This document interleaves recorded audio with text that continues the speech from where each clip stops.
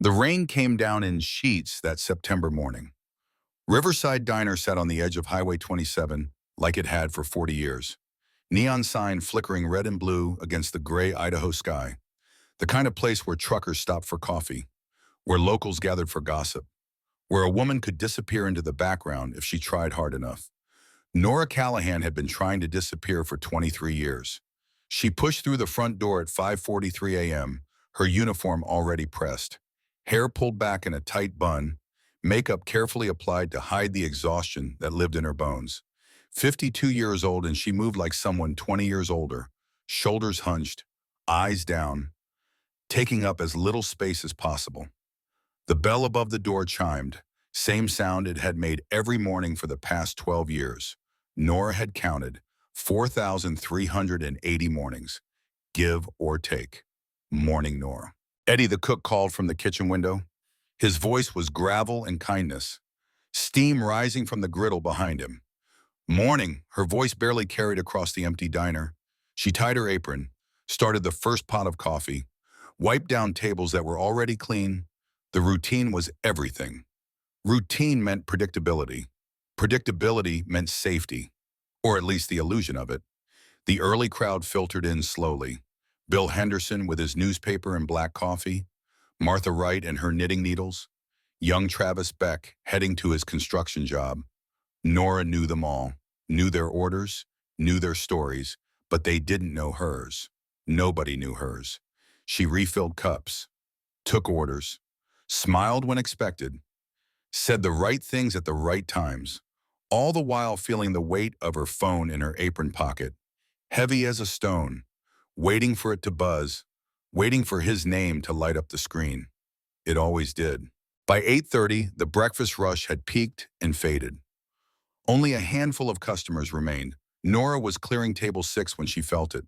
That vibration against her hip. Once, twice, 3 times in rapid succession. Her hands went cold. She glanced at the screen. 17 missed calls, all from the same number. No name attached, but she didn't need one. She knew. "Excuse me," she whispered to Martha Wright, disappeared through the swinging door to the storage room before anyone could respond. The storage room was small, cramped, shelves lined with industrial cans of tomatoes and bags of flour, a single bulb hanging from the ceiling. The door didn't lock, but Nora pulled it almost closed, leaving just a crack. Just enough. Her fingers shook as she returned the call. He answered on the first ring. "Where the hell have you been?" Garrett Voss's voice came through sharp, controlled, or the kind of controlled that meant danger. "I've been calling you all morning. I was working." Nora pressed herself against the cold metal shelving, trying to make herself smaller. "I can't answer the phone during my shift." "Don't give me that. You've been avoiding me." "I haven't. I swear. You've been seeing someone." His voice dropped lower, that accusation he'd made 1,000 times before. "Who is he, Nora?" "There's no one. You know there's no one. Then why won't you talk to me? Why won't you answer when I call?" Nora closed her eyes. The fluorescent light burned through her eyelids. "Because we're divorced, Garrett. We've been divorced for 2 years. You can't keep calling me like this." The silence on the other end stretched.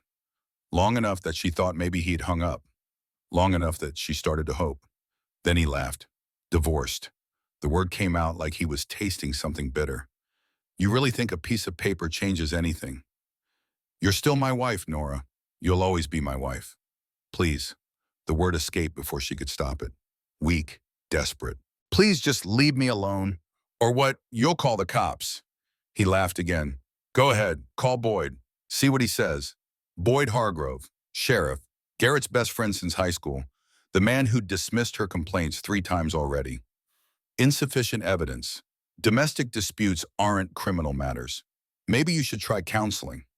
Nora knew better than to call Boyd. "I need you to stop."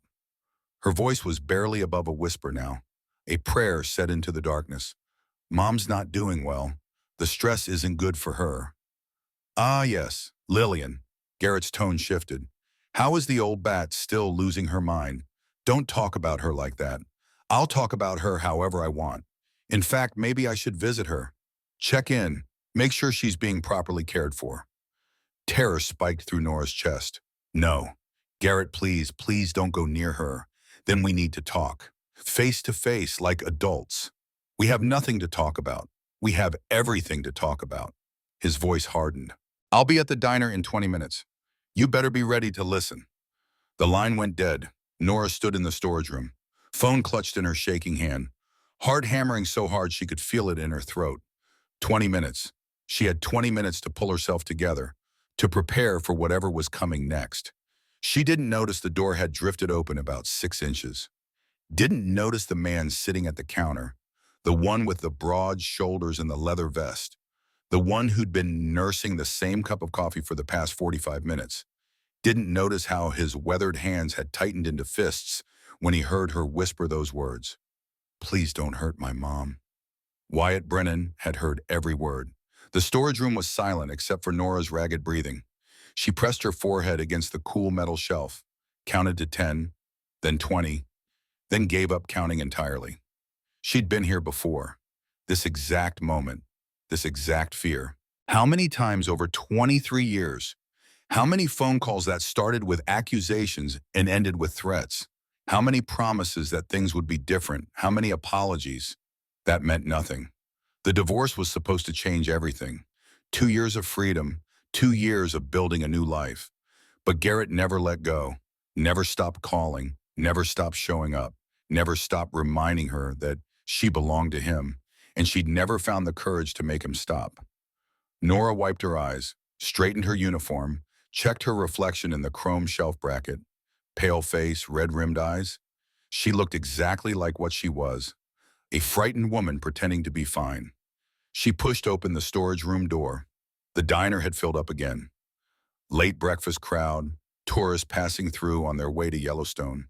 A family with 3 kids arguing over the syrup. The normal chaos of a Tuesday morning in September. And at the counter, the man, he was hard to miss. 6'3", maybe 204 pounds. All of it muscle and ink and leather. His vest had patches. Hell's Angels. Idaho chapter, a bird of prey stitched across the back. Silver hair pulled into a ponytail. Beard gray and thick. Hands that looked like they could crush stone. He was staring at his coffee, but Nora could feel his attention, like a weight in the air. She'd seen him before, 3 times this past week. Always at the counter, always quiet, always watching. At first she'd been afraid. Another man, another threat. But he never said anything, never moved toward her, just sat, drank his coffee, left a generous tip. Now she didn't know what to think. Nora grabbed the coffee pot, started her rounds, refilling cups, taking orders. Her mind was elsewhere. On Garrett, on the clock. 18 minutes now, maybe 17. She was at table 9 when she heard the rumble. A truck pulling into the parking lot. Big, black, lifted suspension, custom rims. She knew that truck. Would recognize the sound of that engine anywhere. Her hands started shaking again. Through the window, she watched Garrett climb out. 54, but he carried himself like a man still in his prime. Ex-cop. 20 years on the force before he took early retirement. Kept himself fit. Kept his uniform pressed even though he didn't wear it anymore. Kept his badge in his wallet, just in case. He walked toward the diner with the same stride he'd used to walk into their house every night for 23 years. Confident, entitled, like he owned everything he saw. Nora set down the coffee pot. Her hands were shaking too badly to hold it. Garrett pushed through the front door. The bell chimed. Everyone looked up. Some faces registered recognition. Others went carefully neutral. In a town of 3,000 people, everyone knew everyone's business. And everyone knew Garrett Voss. His eyes found Nora immediately. There you are. His smile was cold. We need to talk. Nora glanced around. The diner had gone quiet. Eddie was watching from the kitchen window. Martha Wright had set down her knitting. Even the kids had stopped arguing. This isn't a good time. Nora kept her voice steady. I'm working. Make time. Garrett moved toward her, not fast, not threatening, just inevitable, like a storm rolling in. Please, not here. Where then? You won't answer my calls. You moved and didn't tell me where. You blocked my number. What am I supposed to do, Nora?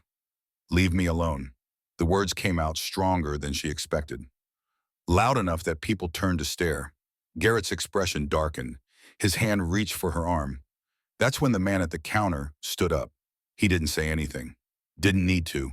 Just rose to his full height, turned to face Garrett, and everything about his posture said one thing. No. Garrett stopped, hand frozen in mid-reach. His eyes narrowed as he took in the leather vest, the patches, the ink crawling up muscled forearms.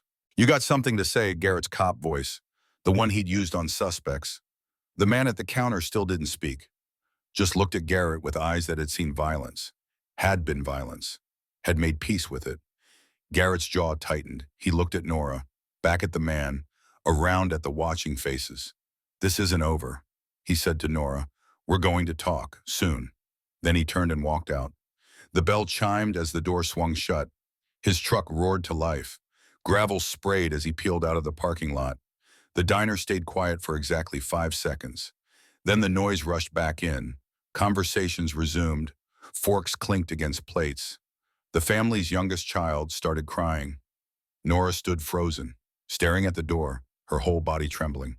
You okay, hon? Martha Wright's voice, gentle, concerned. Nora nodded, couldn't speak, couldn't move.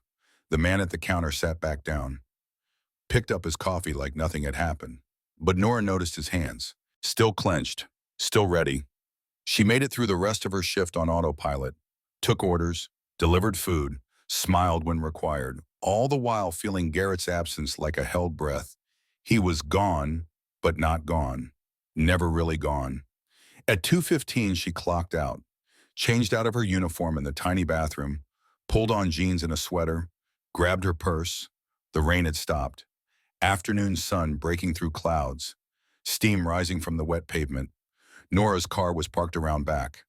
A 12-year-old Honda with 200,000 miles and a check engine light that had been on for 6 months. She dug for her keys. Let me drive you home. She spun around. The man from the counter stood 10 feet away, hands in his pockets, non-threatening. But the ink on his forearms told stories. The scars on his knuckles spoke of violence. No, thank you. Nora's voice came out steadier than she felt. I'm fine, you're not fine. He said it matter of fact. No judgment, just truth. You don't know me, I know enough. He took one step closer, stopped when she tensed. I heard you, in the storage room. I heard what you said. Nora's face flushed. You were listening, door was open. Sound carries. He met her eyes, direct, honest. You asked him not to hurt your mom. The words hung between them. I'm Wyatt, he said. Wyatt Brennan. People call me Stone. Nora, she didn't offer her last name. I know, he said. Nora Callahan. You've worked here 12 years. You take care of your mother. She's got Alzheimer's. You've got a daughter named Ivy, but she doesn't talk to you anymore. Nora took a step back. How do you, small town? People talk, he shrugged. And I've been asking questions. Because I've been watching you for a week. Watching you jump every time your phone buzzes. Watching you check the parking lot every 15 minutes.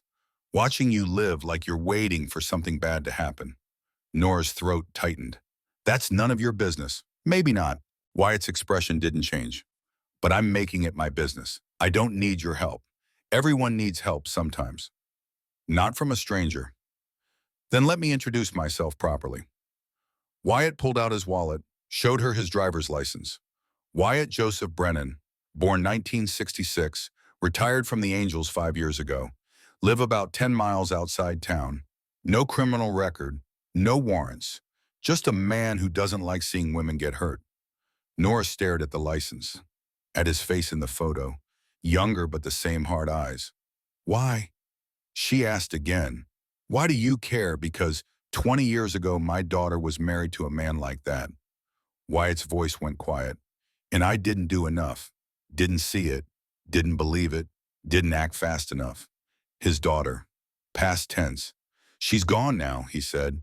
Been gone 15 years. And I swore I'd never stand by again. Never pretend not to see.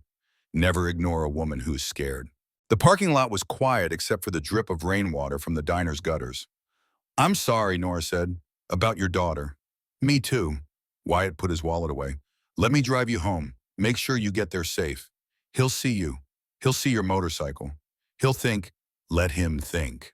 Wyatt's voice hardened. Let him see me.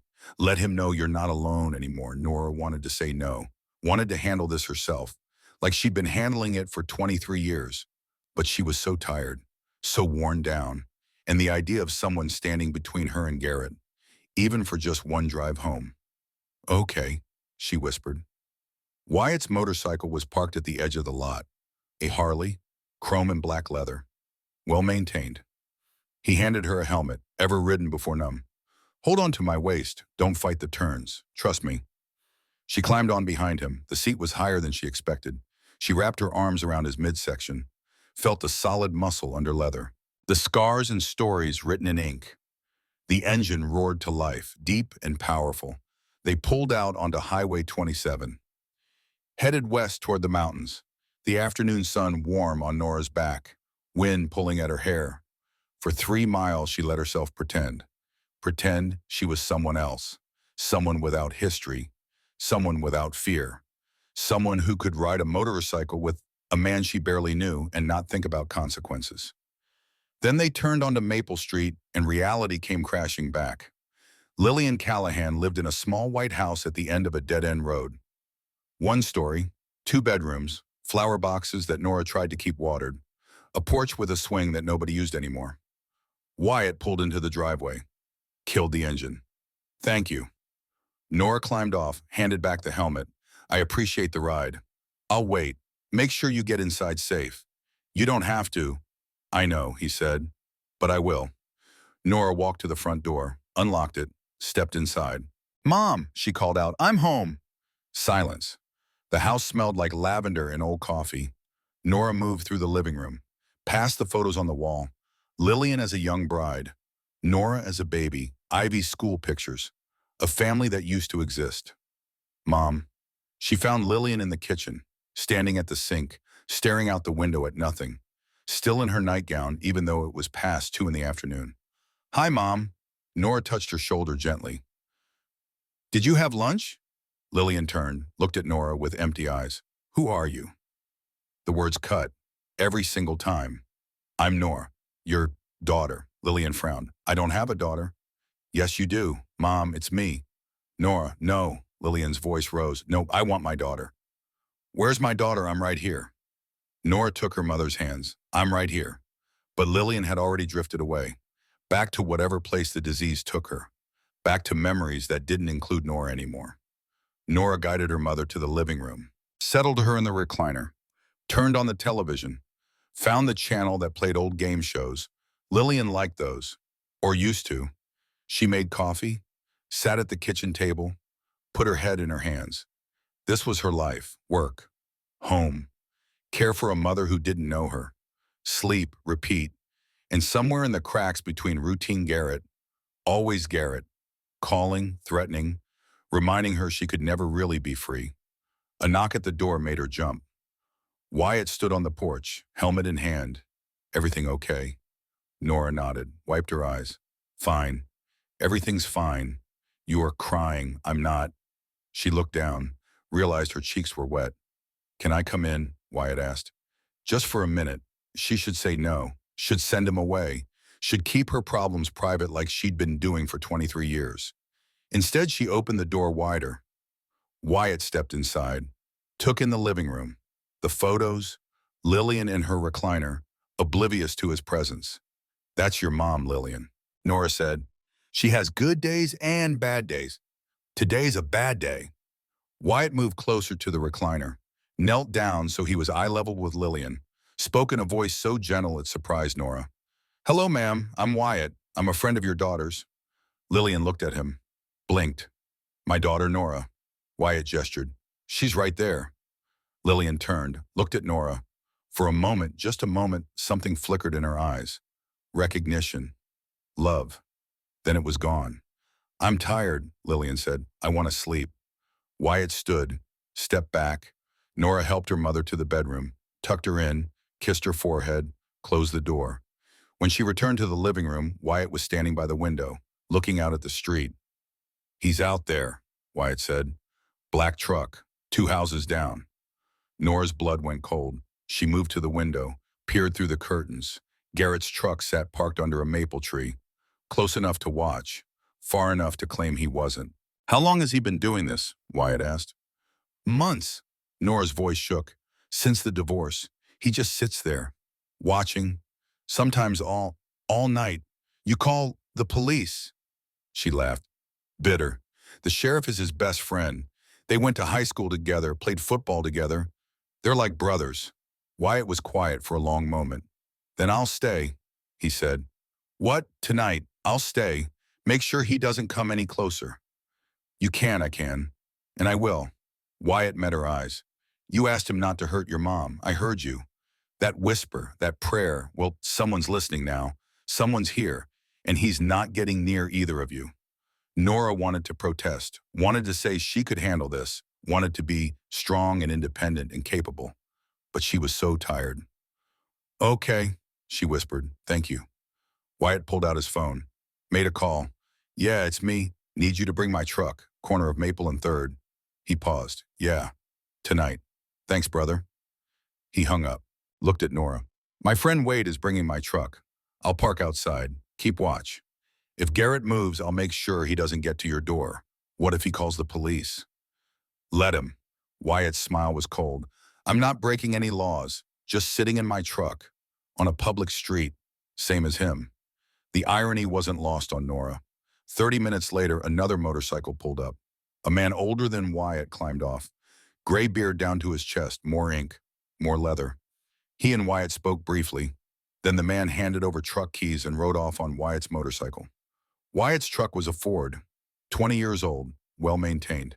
He parked it directly in front of Nora's house, between her and Garrett. Nora watched from the window. Garrett's truck didn't move, but she could imagine his face. The anger, the calculation, the realization that things had changed. That night, Nora made dinner, grilled cheese and tomato soup, simple, comfort food. She brought a bowl out to Wyatt. You don't have to eat it, she said. You're doing me a favor. The least I can do is feed you. He took the bowl. Their fingers brushed. She pulled back quickly. Thank you, he said. She went back inside, fed her mother, though Lillian only ate a few bites before pushing the bowl away. Put her to bed again, sat in the living room with the lights off. Through the window, she could see Wyatt's silhouette in the truck. Solid, unmoving, a guardian. And further down the street, Garrett's truck. Still watching, still waiting. Nora pulled a blanket around her shoulders. Let herself imagine for just a moment what it might feel like to be safe. To not jump at every phone call. To not check the locks 3 times before bed. To sleep through the night without nightmares. It had been so long she couldn't quite remember. Her phone buzzed, a text message. Unknown number, but she knew. Tell your boyfriend to leave, or I'll make him. Nora's hands shook as she typed back, please just go away. Leave us alone. The response came immediately. Never. She set the phone down, walked to the kitchen, poured herself a glass of water, tried to breathe. Another text. You're making this worse for yourself. Then another. For your mother too. And another. Remember what happened last time you tried to leave me. Nora closed her eyes. She remembered. The bruises, the broken ribs, the hospital. The doctor who'd looked at her with pity and asked if she wanted to report it. The shame when she said no. She remembered all of it. Her phone rang. Garrett. She didn't answer. It rang again, and again, and again. Finally, she turned it off, set it face down on the counter, pressed her palms against the cool granite, counted her breaths. A knock at the door. Soft. Careful. Wyatt stood on the porch. His face was hard. He's been calling you. It wasn't a question. Nora nodded. Give me your phone. What? No, Nora. Wyatt's voice was gentle but firm. Give me your phone. She handed it over, watched as he turned it back on, waited for it to load. 17 missed calls, 23 text messages, all from Garrett. Wyatt read through them. His jaw tightened with each one. Then he opened the camera, took screenshots of everything, sent them to his own phone, handed hers back. Evidence, he said, for later. Later, when you're ready to fight back. When you're ready to make this stop, you'll need proof. Nora wanted to laugh. To tell him there was no fighting back. That she'd tried, that the system didn't work for women like her. that men like Garrett always won, but something in Wyatt's eyes stopped her. He believed she could fight back, believed she could win. It had been so long since anyone believed in her. "Get some sleep," Wyatt said. "I'll be right outside all night. He won't get near you." Nora watched him walk back to his truck, watched him settle in, watched the lights go off. She closed the door, locked it, checked the windows. A routine she'd perfected over years.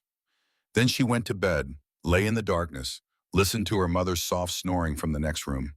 And for the first time in longer than she could remember, Nora closed her eyes without fear. Because outside, a man she barely knew was standing guard. A stranger who'd heard her whispered prayer and decided to answer.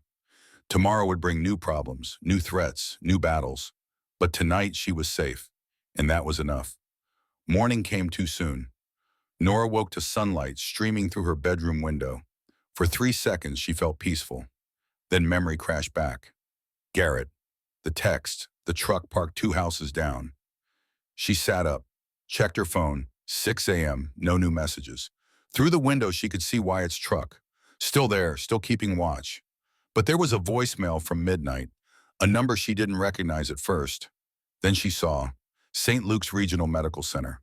Her hands shook as she listened. "But Callahan, this is Nurse Patricia from St. Luke's ICU. Your mother was brought in by ambulance around 11:30 last night. She had a fall. We need you to come in as soon as possible." Nora's blood went cold. She'd been asleep, exhausted from everything. She'd never heard her phone ring. She called back immediately. "St. Luke's Regional Medical Center. How may I direct your call?" "My mother, Lillian Callahan. She was admitted last night. I just got the message. Hold, please." Elevator music.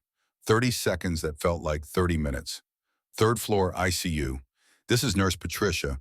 This is Nora Callahan, Lillian's daughter." "What happened?" Patricia's voice was gentle, professional. "Your mother's neighbor found her at the bottom of the stairs around 11:15 last night. She'd gotten confused, wandered to the staircase. We think she was looking for something. She fell from the top step." Nora felt the room tilt. The stairs. The stairs she'd been meaning to gate off for months. "Is she okay?" "She's stable now, but she fractured her left hip in 2 places. She'll need surgery." Nora closed her eyes. "When Dr. Reese wants to operate this afternoon, 2 o'clock. But there's a complication." "Of course there was. Your mother's insurance." Patricia paused. "It's denying coverage for the procedure. Something about a pre-existing condition clause." "She has Alzheimer's." Nora's voice came out flat. "That's not a pre-existing condition for a broken hip." "I know, but insurance companies have their policies. The hospital requires a deposit, $55,000, before we can proceed." The number hung in the air like smoke. "I don't have that," Nora whispered. "I don't have anything close to that, I understand." Patricia's voice was kind. Too kind. "We can arrange a payment plan, or you could consider transferring her to County General. They have charity care." County General was 3 hours away, understaffed, overcrowded. People went there to die. "How long do I have to get the money to Reese can delay the surgery until tomorrow morning? After that, the risk of complications increases significantly." "Complications. Medical speak for death. I'll be there in an hour," Nora said. She hung up, sat on the edge of her bed, stared at her hands. $55,000. She made $32,000 a year at the diner. Had $800 in her checking account. Negative $300 in savings. Credit cards maxed out years ago. No assets except a 12-year-old Honda that barely ran. Her mother was going to die because Nora was poor. The thought was so clear it hurt. She got dressed, jeans, sweater, hair pulled back, no makeup. What was the point? When she stepped outside, Wyatt was leaning against his truck, 2 cups of coffee in his hands. "Thought you might need this." He handed her one. The coffee was exactly how she liked it. Cream, 2 sugars. How did he know? "Heard your phone ring last night," Wyatt said. "Figured it was the hospital." "My mother fell." Nora's voice cracked. "Broke her hip. She needs surgery. I'll drive you." "You don't have to, Nora." His voice was firm. "Let me help." The drive to St. Luke's took 40 minutes. Wyatt didn't fill the silence with questions, didn't offer false comfort, just drove. Steady, present. Nora watched Idaho roll past the window. Mountains in the distance. Pine forests, rivers running cold and clear. Beautiful country. She'd lived here her whole life and never really seen it. At the hospital, Wyatt parked in the visitor lot, walked with her to the main entrance, stopped at the doors. "I'll wait out here," he said, "unless you want me to come in." "No," Nora managed a weak smile. "I'll be okay." She wasn't okay. Lillian looked so small in the hospital bed. 76 years old and she'd shrunk, skin paper thin, bones fragile as bird wings, an IV in her left arm, monitors beeping a steady rhythm. She was sleeping, or sedated. Nora couldn't tell. Mrs. Callahan, a young doctor, appeared in the doorway. "I'm Dr. Reese. We spoke on the phone." They sat in a consultation room. Dr. Reese showed her x-rays, explained the fracture, the surgery, the recovery. His words were careful, practiced. The speech he gave to families who couldn't afford care. "Without surgery," Nora asked. "What happens?" Dr. Reese was quiet for a moment. "Your mother won't walk again. The pain will be significant. We can manage it with medication, but her quality of life will be severely diminished. And given her age and the Alzheimer's." He trailed off. "How long?" "6 months, maybe less. And with the surgery, she could have years. The procedure is routine. The risk is minimal. But without the deposit, hospital policy prohibits us from moving forward." Nora looked at the x-rays, at her mother's bones, broken because Nora hadn't installed a gate, broken because Nora was working 2 shifts, broken because Nora couldn't afford to quit and care for her full time. Broken because of Nora. "I need time," she said, "to get the money. You have until tomorrow morning." Dr. Reese stood. "I'm sorry, I wish I could do more." When Nora returned to the waiting room, Wyatt was on his phone. He saw her face and hung up immediately. "What do you need?" she told him. "Everything, the surgery, the deposit, the impossible timeline." Wyatt listened, didn't interrupt, didn't offer empty promises. When she finished, he made a call. "Wade, it's Stone. I need the Brotherhood. All of them. Yeah, today." He paused. 55,000 by tomorrow morning. He met Nora's eyes. "No," she didn't ask. "I'm offering." He hung up. "What did you just do?" Nora asked. "Called in some favors." Wyatt pocketed his phone. "The angels take care of their own. And right now, that includes you. I'm not one of yours. You asked for help." His voice was gentle. "Even if you didn't know you were asking, that whisper yesterday, that prayer, I heard it, we heard it, and we answer." Within 2 hours, Wyatt's phone was ringing constantly. Brothers checking in, chapters from 3 states, everyone asking what was needed. By noon, Wade Sullivan pulled up to the hospital on his motorcycle. 62 years old, gray beard to his chest, arms covered in ink that told stories Nora didn't want to know. He hugged Wyatt like family, turned to Nora. "Heard about your mom." Wade's voice was gravel. "We're organizing a ride fundraiser. Tomorrow morning, 8 a.m., entry fee $50. We'll get sponsors, cover the surgery and then some. I can't ask you to do that." "You're not asking," Wade said simply. "We're offering." By evening, the plan was in motion. 200 bikers confirmed, route map through 3 counties. Local businesses pledging sponsorships. The Idaho chapter president putting up $5,000 of his own money. Nora sat in Lillian's hospital room. Watched her mother sleep. Watched the monitors. Tried to process what was happening. Strangers were saving her mother's life. People she didn't know. Would never have asked. Were giving their money. Their time. Their effort.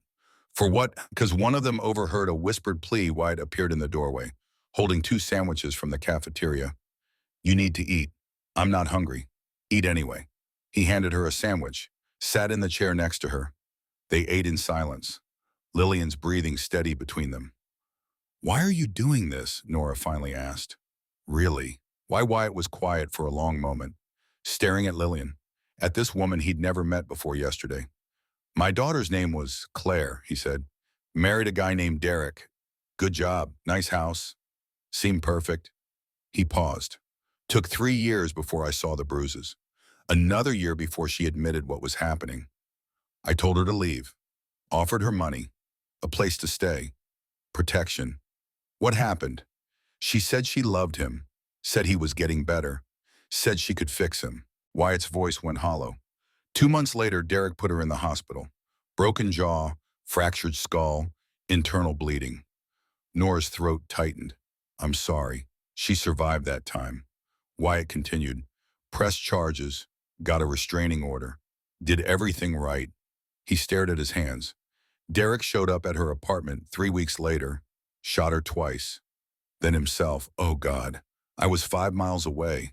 Wyatt's voice cracked. Getting groceries. She called me, said she was scared, said Derek was outside. I told her to call the police, that I'd be right there. I was 5 miles away. You couldn't have known.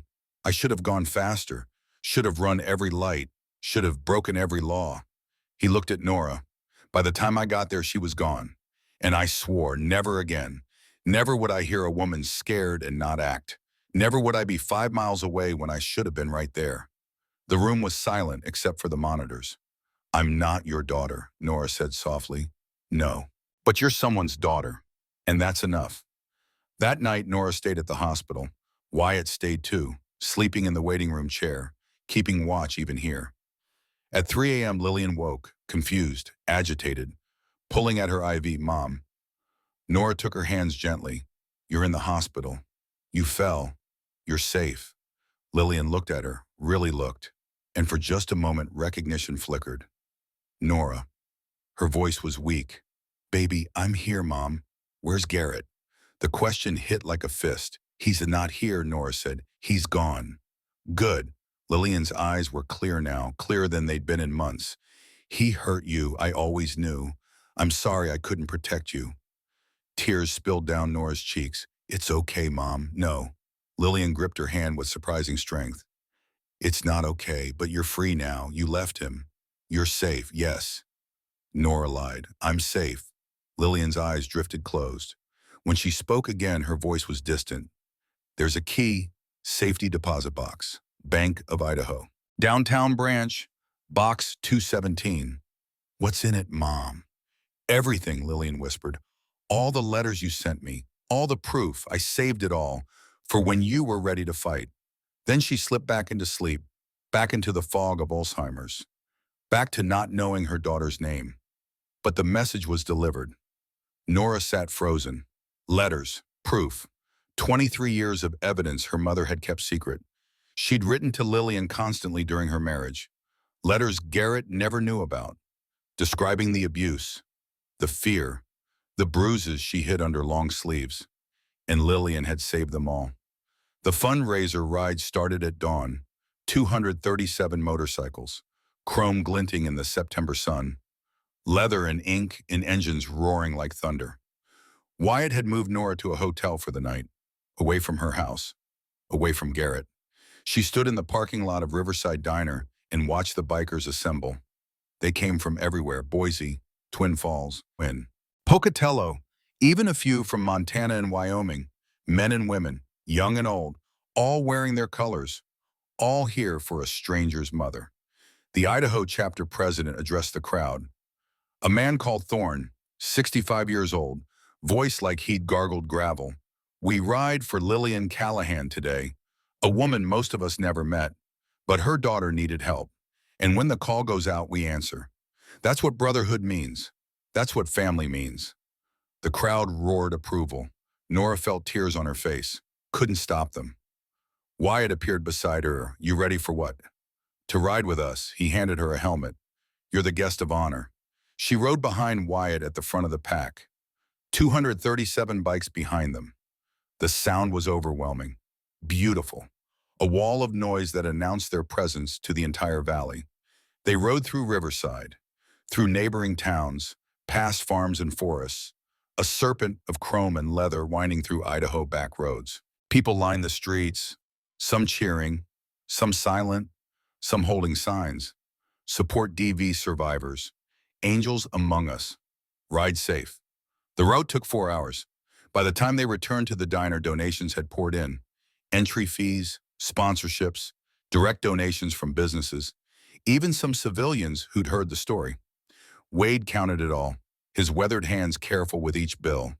$62,437, he announced. The crowd erupted. Nora couldn't speak, could barely breathe. More than enough for surgery, Wyatt said quietly. The rest goes to your mom's recovery, medicine, physical therapy, whatever she needs. Nora turned to him. To this man she'd known for less than 48 hours. This stranger who'd heard her whisper and decided to answer. Thank you. The words weren't enough. Would never be enough.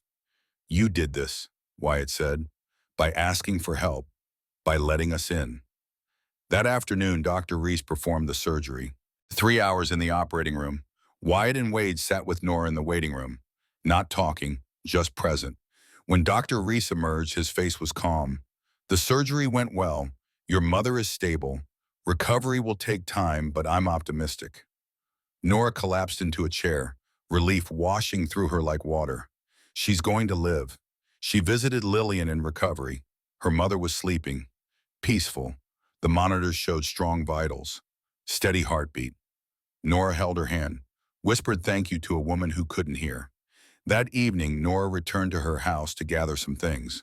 Wyatt insisted on coming with her. Garrett's truck was gone. The street was empty, too empty. Inside, Nora packed a bag, clothes, toiletries, her mother's medications, all the while feeling watched, feeling wrong. She was in the bedroom when she heard it, the front door opening. Garrett stood in the living room, hands in his pockets, calm, too calm. Heard about your mom, he said. Shame about the fall. Get out, Nora's voice shook. That's no way to greet your husband, ex-husband, Garrett smiled. Saw all those bikers today. Real touching. You sleeping with one of them yet? Leave, now. Wyatt appeared in the hallway, silent, solid. Garrett's expression hardened. There he is, the hero. You think you're protecting her? I think you should go. Wyatt's voice was calm, dangerous. This is my town. Garrett took a step forward. These are my streets. My friends run this place. You're just passing through. Then I'll pass through slow. Wyatt didn't move, real slow. The two men stared at each other. Decades of violence between them. Different kinds, same result. Finally, Garrett laughed, turned to leave, stopped at the door. Enjoy this while it lasts, Nora. Because it won't. It never does. You always come back. You always will. Then he was gone. Nora sank onto the couch, shaking. Wyatt locked the door, checked the windows, sat beside her. He's not going to stop, Nora whispered. Is he? No, Wyatt said honestly. Men like that never do. Not until they're made to. How do you make them stop? You fight back, legally, properly. You build a case, get evidence, make it impossible for him to hide. Nora thought about the safety deposit box. About 23 years of letters. What if I have evidence? Wyatt looked at her. Then we use it. The next morning, Nora went to Bank of Idaho, downtown branch, asked for box 217. The clerk led her to the vault, left her alone with the box. Inside were letters, dozens of them, all in Nora's handwriting, all addressed to Lillian, dating back 27 years. Nora opened the first one. Her own words from 1997. Mom, Garrett hit me again. I can't tell anyone. He says it's my fault. Says I make him angry. I think he might be right. The second letter, 2 months later. He broke my wrist. Told the doctor I fell. I'm so tired, Mom. I don't know how to leave. Letter after letter, year after year. A chronicle of abuse written in real time. But there was more, photos. Polaroids Nora had taken of her own bruises, hidden from Garrett, sent to her mother for safekeeping. Hospital records, emergency room visits, a pattern documented across decades, and a journal. Lillian's handwriting, dates, times, phone calls where Nora had called crying, visits where she'd seen the marks, everything. 23 years of evidence. Nora sat on the floor of the bank vault and cried. Her mother had known, had always known, had been building this case for the day when Nora was finally strong enough to use it. She gathered everything, carefully, took it to a lawyer, Amanda Reese, no relation to the doctor, young, sharp, specialized in domestic violence cases. This is Amanda looked through the evidence, her professional composure cracking. This is ironclad. With this, we can file criminal charges, get a permanent restraining order. He'll do time. How long will it take? The preliminary hearing could be scheduled within 2 weeks. Amanda met Nora's eyes. Are you ready for this? Because once we start, Garrett will fight back. Hard. Nora thought about Lillian, about Wyatt, about Wade and the 200 bikers who'd ridden for a stranger. I'm ready, she said. She wasn't ready. 2 days after filing the restraining order petition, Nora came home to find her car tires slashed. All four of them. The next day, her mailbox was torn from the ground, bent in half. The day after that, a brick through her living room window. A note wrapped around it. Drop the charges. Wyatt installed cameras, changed her locks, stayed close. But he couldn't be everywhere. Nora was walking to her car after her shift when Garrett appeared from the shadows. We need to talk. No. Nora kept walking. He grabbed her arm, hard enough to bruise. I said we need to talk. Let go of me. Or what? He pulled her closer. You'll call your biker friends. He laughed. They can't protect you forever. Eventually you'll be alone, and when you are, let her go. Wyatt's voice cut through the parking lot. He stood 10 feet away, phone in hand, recording everything. Garrett released her, stepped back. You're making a big mistake, Nora, he said, both of you. Then he walked away. Nora's arm throbbed where he'd grabbed her. The bruise would show by tomorrow. More evidence, Wyatt said quietly. Every time he touches you, every time he threatens you, we document it, build the case. I'm scared, Nora admitted. Good. Fear keeps you careful, but don't let it stop you. The preliminary hearing was scheduled for October 15th, 3 weeks away. 3 weeks of hell. Garrett followed her everywhere. To the diner, to the hospital, to the grocery store, always just far enough away to claim coincidence. Her phone rang constantly. Different numbers, same voice, hanging up when she answered. At the hospital, someone had tried to access Lillian's room. A man claiming to be family. Security stopped him. The description matched Garrett.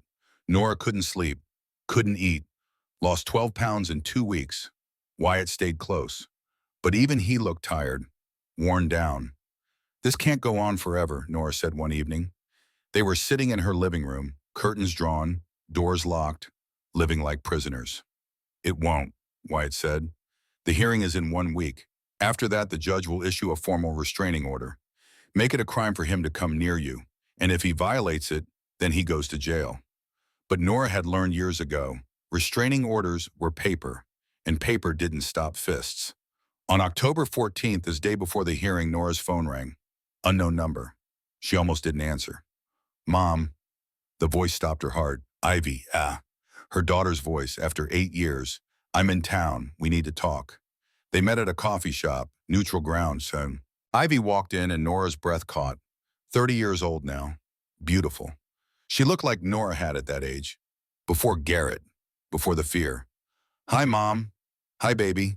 They sat across from each other. Strangers with shared DNA. Dad called me, Ivy said.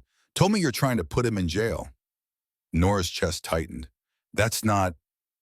He said you're lying, making things up, that you're mentally unstable. I'm not lying. He said you never gave him a chance after the divorce, that you turned me against him. Nora wanted to scream, to shake her daughter, to make her see me. Instead, she spoke quietly. When's the last time you saw your father hit someone? Ivy looked away. He never... When you were 12, Nora's voice was steady.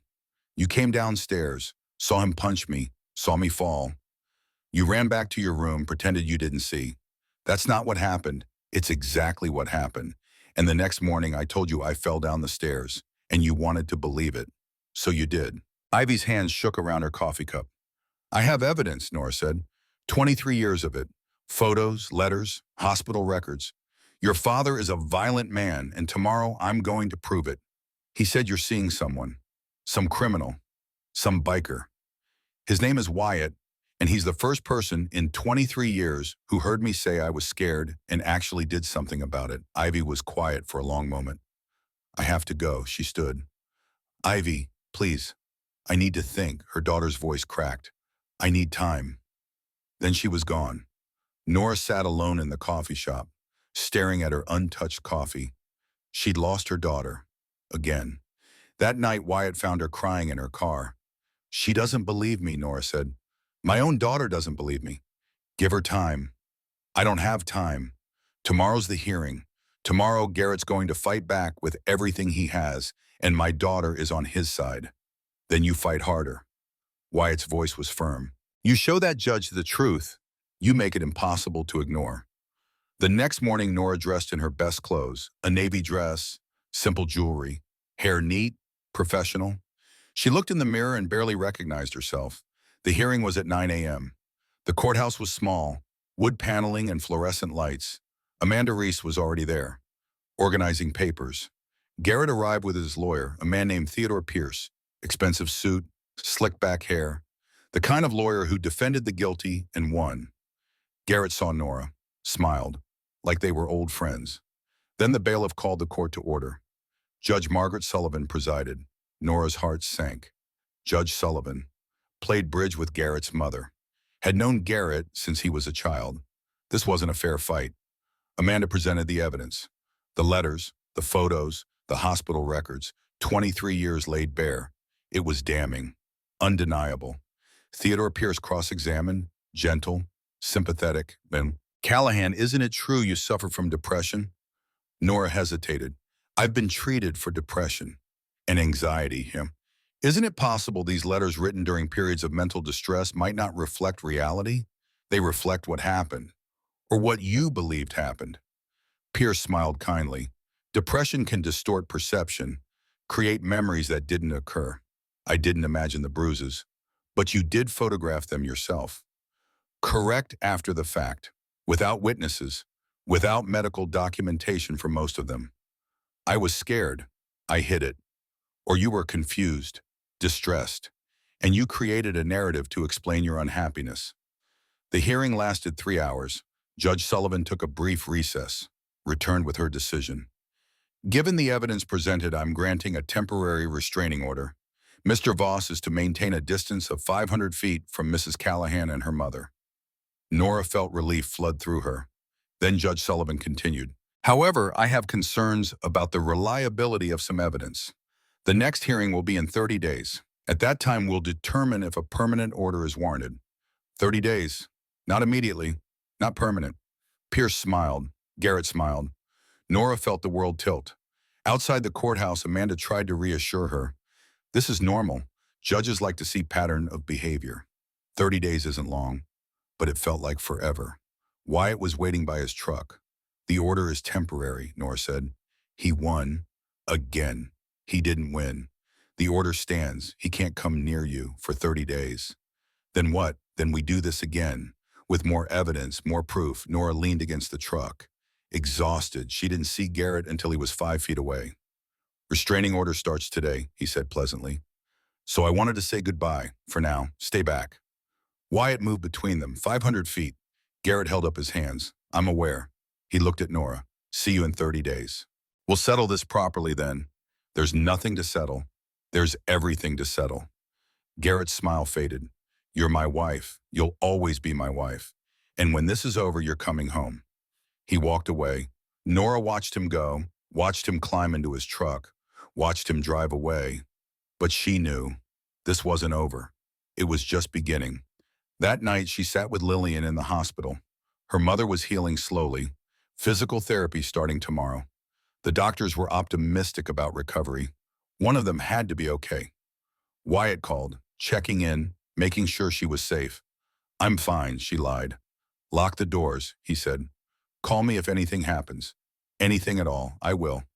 She hung up, sat in silence, listened to her mother breathe. And for the first time since this began, Nora wondered if fighting back was worth it. If maybe Garrett was right. If maybe she should just give up. The thought terrified her because it felt like relief. 3 weeks felt like 3 years. Nora moved through October like a ghost. Work, hospital, home. The restraining order kept Garrett 500 feet away, but it didn't stop the watching. The truck parked just outside the legal boundary. The phone calls from unknown numbers. The flowers delivered to the diner. Dead roses with no note. He was everywhere and nowhere. Lillian was improving, physical therapy twice a day, learning to walk again with a walker. Some days she knew Nora. Most days she didn't. But she was alive, fighting. That had to be enough. The second hearing was scheduled for November 12th. 2 weeks away. Nora couldn't eat, couldn't sleep, lost more weight she didn't have to lose. Dark circles under her eyes that makeup couldn't hide. Wyatt stayed close, but even his presence couldn't stop the nightmares. Every night, the same dream. Garrett walking toward her, smiling, reaching out, and Nora unable to move, unable to scream, unable to run. She'd wake up gasping, checking the locks, checking the windows, knowing he was out there somewhere, waiting. Amanda Reese called twice a week, building the case, documenting every violation, every threatening text, every dead flower, every truck parked just beyond 500 feet. "It's working," Amanda said. "We're building an undeniable pattern. The judge will have to grant the permanent order." But Nora had stopped believing in justice. The morning of November 5th, Nora was visiting Lillian when her mother suddenly grabbed her hand, squeezed hard. "Baby, I'm here, Mom." Lillian's eyes were clear, focused. The fog lifted for just a moment. The hearing. "When is it next week?" Nora's throat tightened. "November 12th. You fight." Lillian's voice was stronger than it had been in months. "You hear me? You don't back down. You don't give up. That man took 23 years. Don't let him take one more day." "Mom, I'm trying." "Try harder." Lillian's grip was iron. "I didn't save those letters for nothing. I didn't keep all that evidence so you could whisper." You roar, Nora. You stand in that courtroom and you roar. Tears spilled down Nora's cheeks. "What if they don't believe me? Make them believe." Lillian's eyes started to drift, started to fade back into the fog. "Promise me." "I promise." Lillian smiled, released her hand, closed her eyes. When she woke an hour later, she didn't know Nora's name, but the message was delivered. That evening, Wyatt knocked on Nora's door. His face was grim. "We need to talk." Inside, he showed her his phone, a text message from an unknown number. "Tell your girlfriend to drop the charges, or I hurt people she cares about." Starting with the old lady in the hospital. Nora's blood went cold. "He threatened my mother." "He's desperate," Wyatt said. "The hearing's in a week. He knows he's losing, so he's escalating." "What do I do?" "We tell Amanda. We tell the police. We document everything." "The police?" Nora laughed bitterly. "You mean Sheriff Hargrove, Garrett's best friend?" "There are state police, FBI if it comes to that. It won't matter." Nora sank onto the couch. "He's going to win. He always wins." Wyatt sat beside her, took her hands, looked directly into her eyes. "Listen to me. That man has controlled you for 23 years, made you believe you're weak, made you believe you can't fight back, made you believe he's invincible. He is invincible. Here, in this town." "No," Wyatt's voice was firm. "He's a coward who hits women. That's all he is. That's all he's ever been. And cowards break when you stand up to them. I've been standing up. You've been surviving." Wyatt squeezed her hands. "Now it's time to fight." The next morning, Nora went to the hospital early, asked to speak with Lillian's nurse. "I need security on my mother's room." 24/7, someone threatened her. The nurse was a woman named Patricia, early 50s, kind eyes that had seen too much. "Does this have to do with your ex-husband?" Nora nodded. Patricia's expression hardened. "I'll talk to administration. We don't tolerate threats against our patients." By afternoon, a security guard was posted outside Lillian's room. By evening, the hospital had filed a report with the police. Sheriff Hargrove himself came to take the statement. He walked into Lillian's room like he owned it. 48 years old, athletic build, the kind of man who wore authority like a second skin. "Nora," his voice was professional, cold. "I hear you're making accusations against Garrett." "Not accusations, threats. He texted threats against my mother." "Do you have proof?" Wyatt showed him the text. Hargrove barely glanced at it. "Unknown number. Could be anyone. It's him." "Can you prove that?" Nora felt rage building. The same rage she'd swallowed for 23 years. The same rage she'd learned to bury under fear. "Not this time." "You know it's him," she said, her voice steady, strong. "You know exactly what kind of man he is, and you're protecting him." "I'm not protecting anyone. I'm doing my job, and my job requires evidence. I have evidence. 23 years of it. Hospital records, letters, photographs, a pattern of abuse documented across decades." Hargrove's jaw tightened. "Garrett's been under a lot of stress. The divorce, the restraining order. You dragging him through court. I'm dragging him through court. Nora stood, her voice rising. He beat me for 23 years. He controlled me, isolated me, made me believe I was nothing. And you're worried about his stress. That's not what I get out. Nora pointed to the door. Get out of my mother's room. And don't come back unless you're ready to do your actual job. Hargrove stared at her, surprised, like he'd never heard her speak above a whisper. Then he left.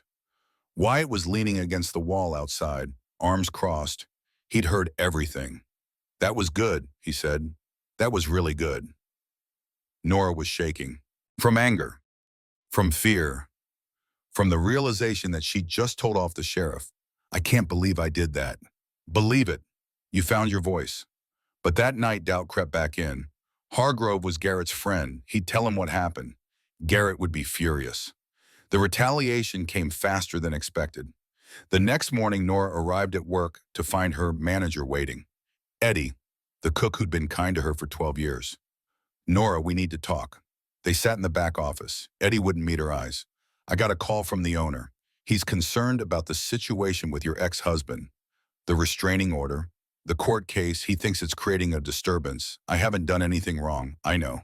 Eddie's voice was pained.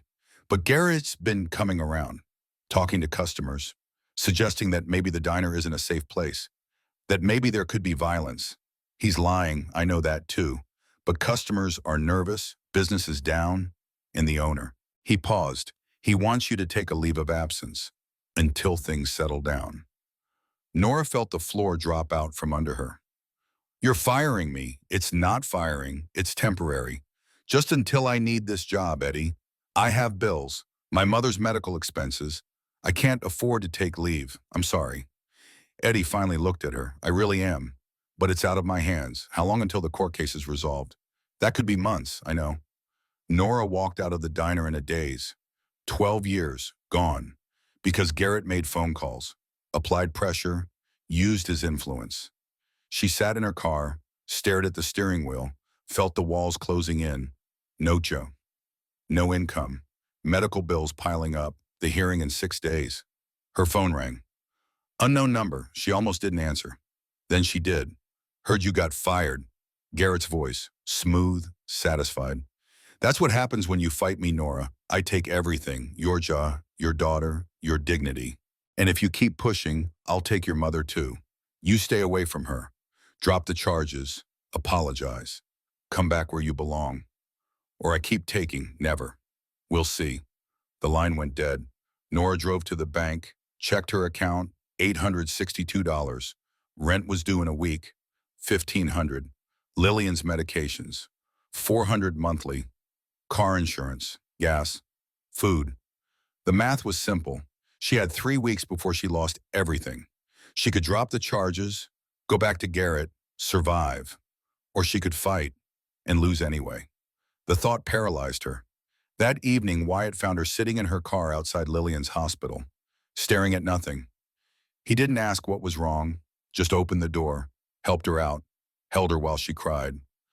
I lost my job, she said into his chest. He made them fire me. I know, Wade told me. Small town, word travels. I can't do this anymore. I don't have the strength. Yes, you do. I don't.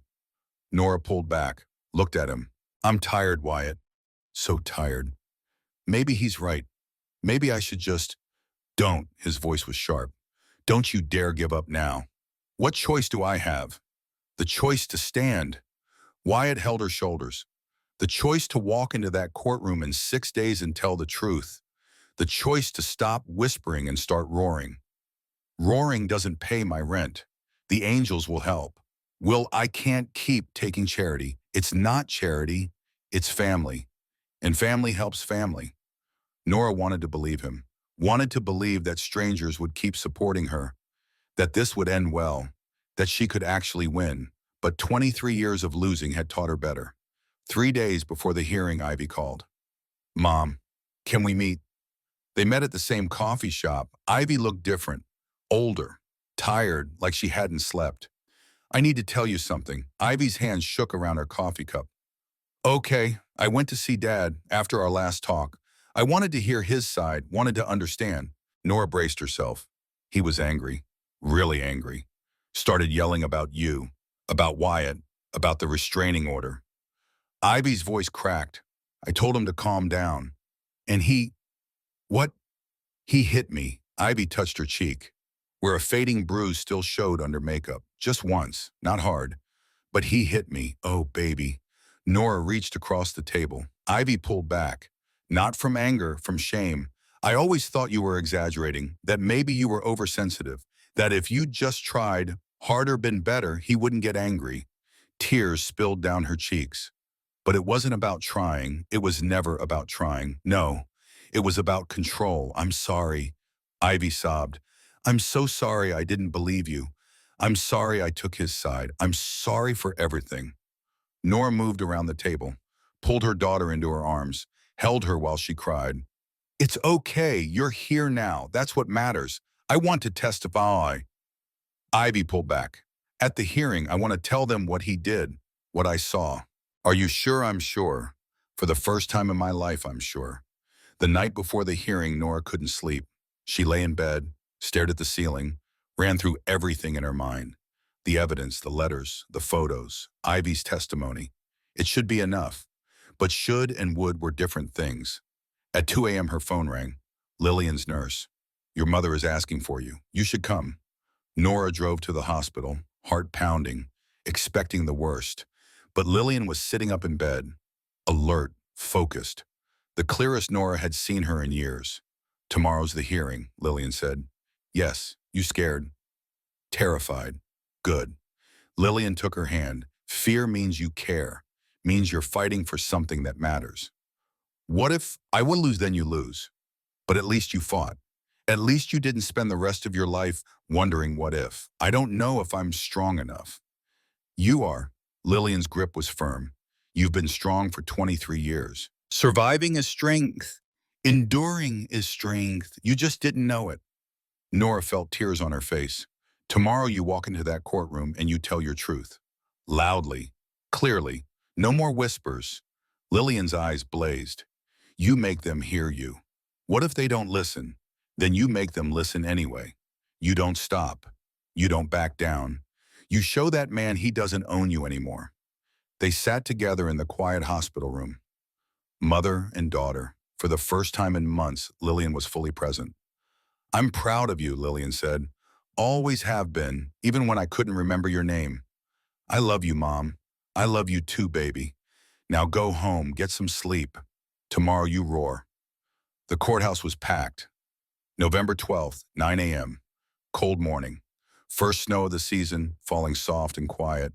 Nora wore the same navy dress, sat at the plaintiff's table with Amanda Reese.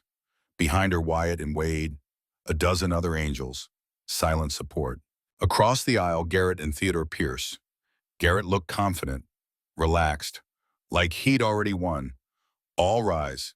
Judge Margaret Sullivan entered, took her seat, adjusted her glasses. Be seated. We're here for the matter of Callahan versus Voss. Petition for permanent restraining order. Amanda stood. Your Honor, we have substantial evidence of a pattern of abuse spanning 23 years. We have hospital records, photographs, written documentation, and new testimony from the defendant's daughter. Pierce stood. Your Honor, we maintain that Mrs. Callahan suffers from documented mental health issues that color her perception of events. This is a vindictive ex-wife attempting to use the courts to punish a man who's moved on with his life.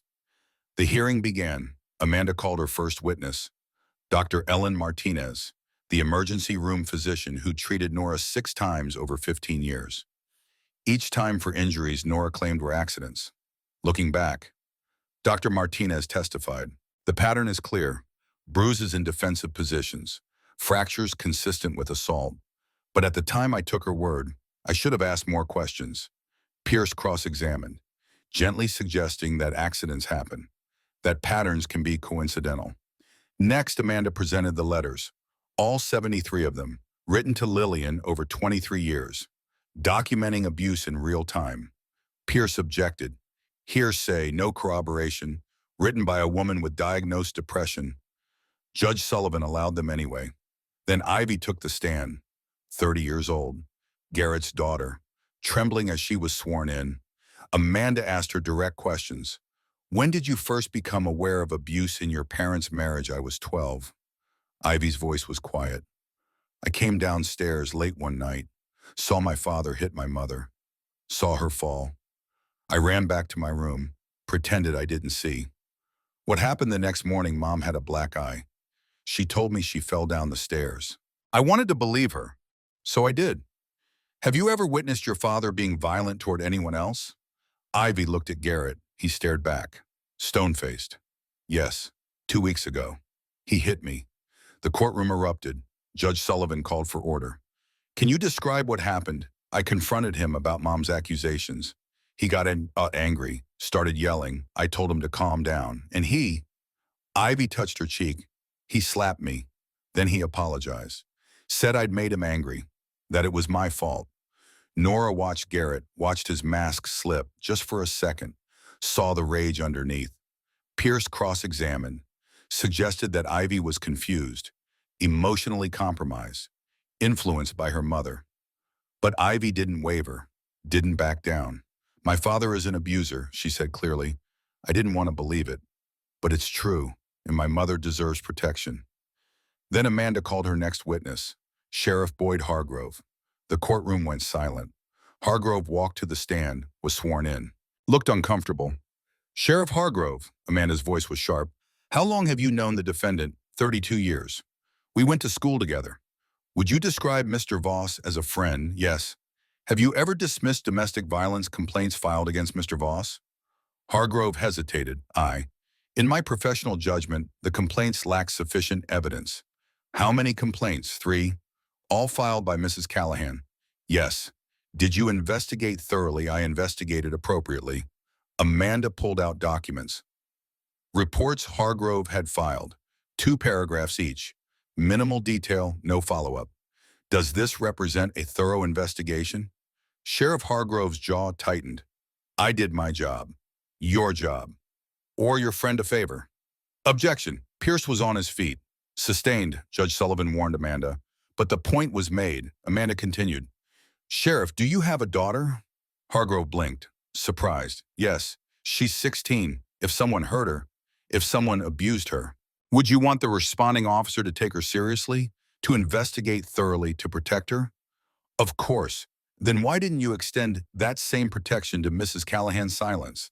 Hargrove stared at his hands. His face was red. I don't know, he said quietly. Say again, I don't know. Hargrove looked up, met Nora's eyes. I should have done more, investigated harder, taken it seriously. But he was my friend, and he stopped.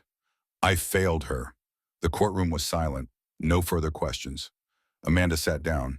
Pierce didn't cross-examine. Then Amanda stood again. Your Honor, I have one more witness, if the court will permit. Judge Sullivan looked at her watch.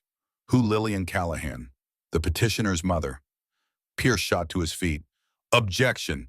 Mrs. Callahan suffers from advanced Alzheimer's.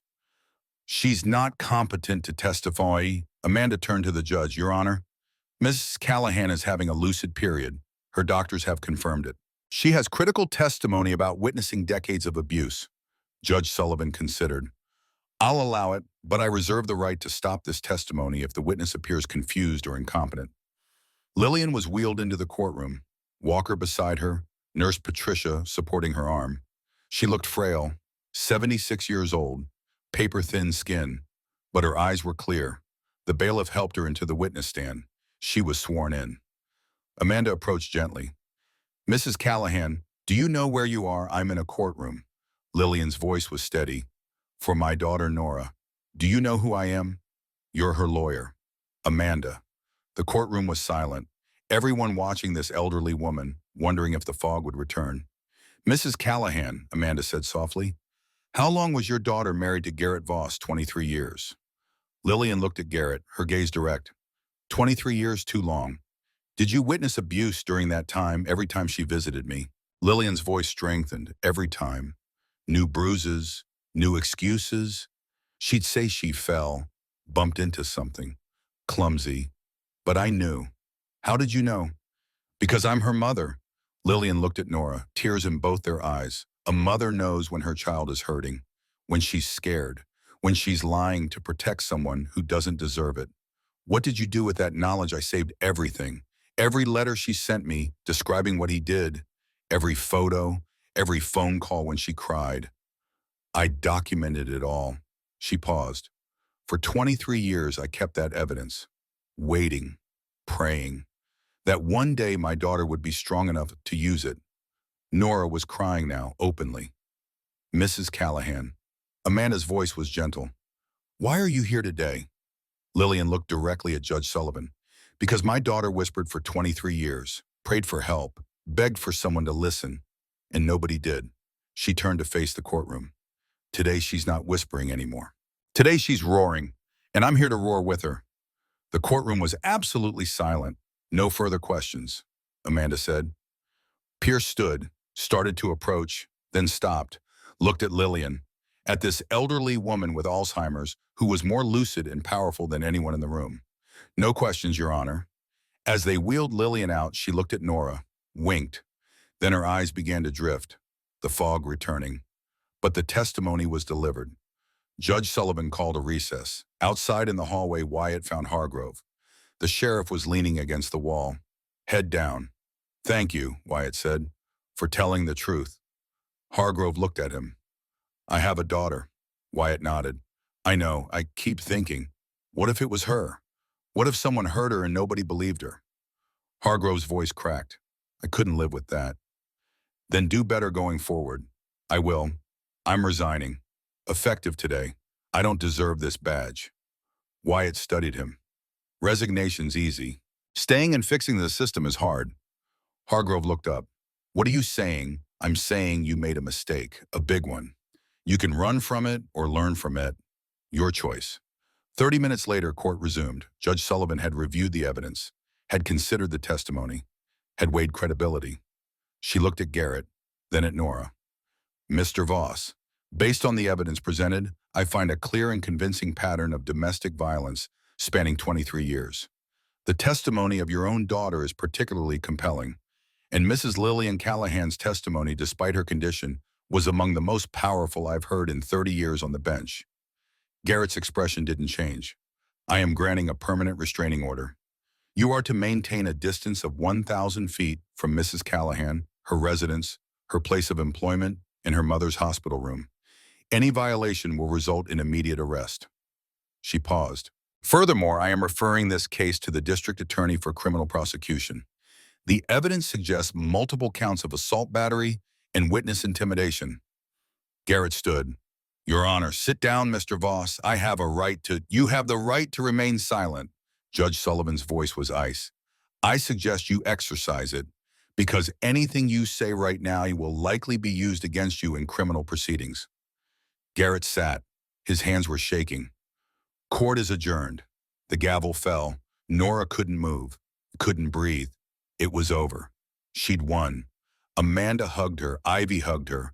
Wyatt stood back, gave her space, let her have this moment. Then Garrett was standing in front of her. Wyatt moved to intercede, but Nora held up a hand. It's okay. Garrett looked at her, really looked. For the first time in 23 years, she saw something in his eyes besides rage. Fear. He started, then stopped. You actually did it. Yes, I didn't think you had it in you. Neither did I. They stood there. 23 years of marriage, 2 years of divorce, one moment of truth. I'm sorry, Garrett said. It sounded genuine. Maybe it was. I'm sorry for everything. Nora nodded, didn't accept, didn't forgive, just acknowledged. Then Garrett turned and walked away, Pierce following, both of them knowing what came next. Criminal charges, probably prison. Nora watched him go, felt nothing, no anger, no satisfaction, just emptiness where he used to live in her thoughts.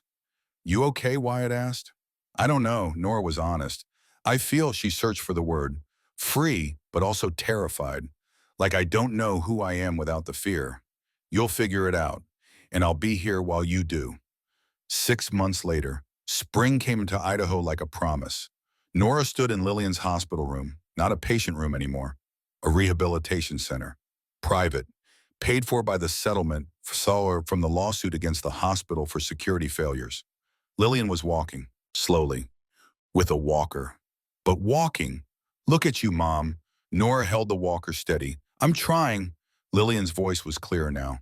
New medications, better care, more lucid days than not. You're doing great.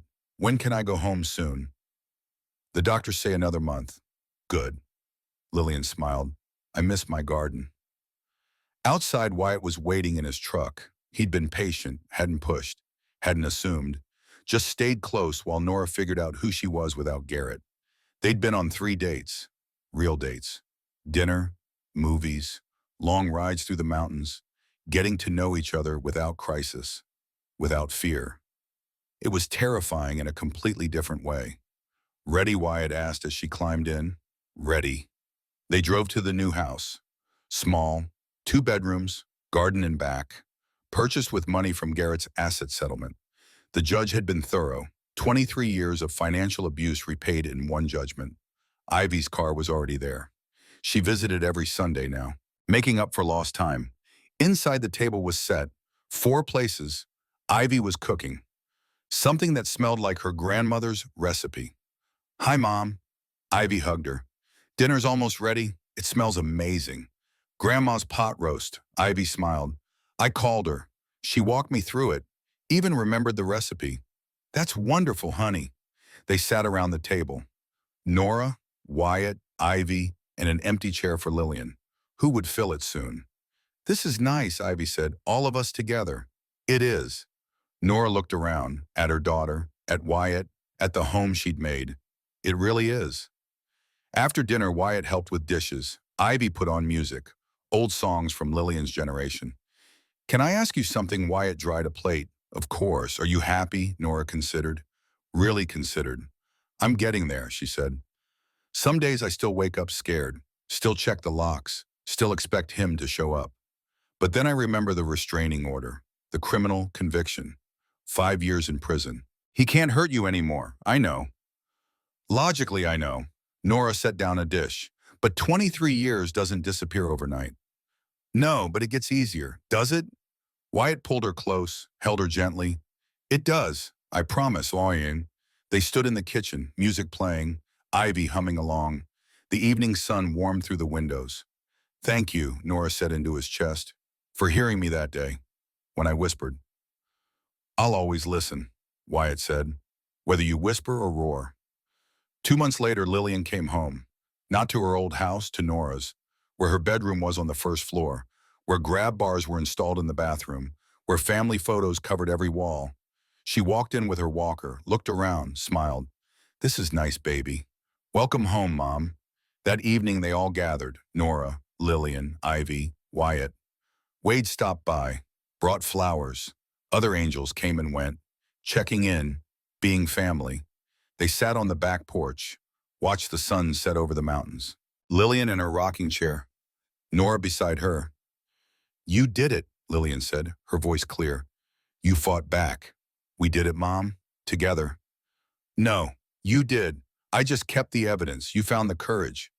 Nora thought about that day at the diner, hiding in the storage room, whispering into her phone, begging Garrett not to hurt her mother. It felt like a lifetime ago. You taught me, Nora said, how to save myself. I taught you to survive. Lillian squeezed her hand. You taught yourself to live. Inside, Ivy was laughing at something Wyatt said. The sound carried through the open door. Light and free. You have a good man there. Lillian nodded toward Wyatt. I know. Different from Garrett, completely different. Don't let the past stop you from having a future.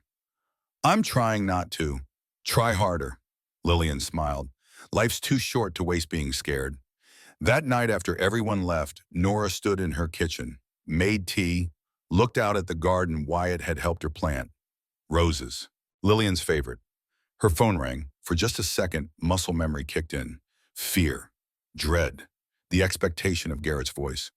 But the caller ID showed Wyatt, just checking in, he said, making sure you're okay. I'm okay, and she meant it, really meant it. Get some sleep. I'll see you tomorrow. Tomorrow, when they'd planned to ride together, to visit a new trail in the mountains, to just be. Good night, Wyatt. Good night, Nora. She hung up, finished her tea, locked the door, not from fear, just habit. the good kind. In her bedroom, she pulled out a journal, something Amanda had suggested, writing down thoughts, processing trauma, finding her voice on paper. She wrote about the day, about Lillian coming home, about Ivy's laughter, about Wyatt's kindness. Then she wrote about the future, about plans to maybe go back to school, study nursing, help other women who'd been where she was, about traveling, seeing places beyond Idaho, beyond the small world fear had built, about living, really living, for the first time in 23 years. She closed the journal, turned off the light, lay in the darkness. No nightmares came, just dreams of mountains and motorcycles and tomorrows full of possibility.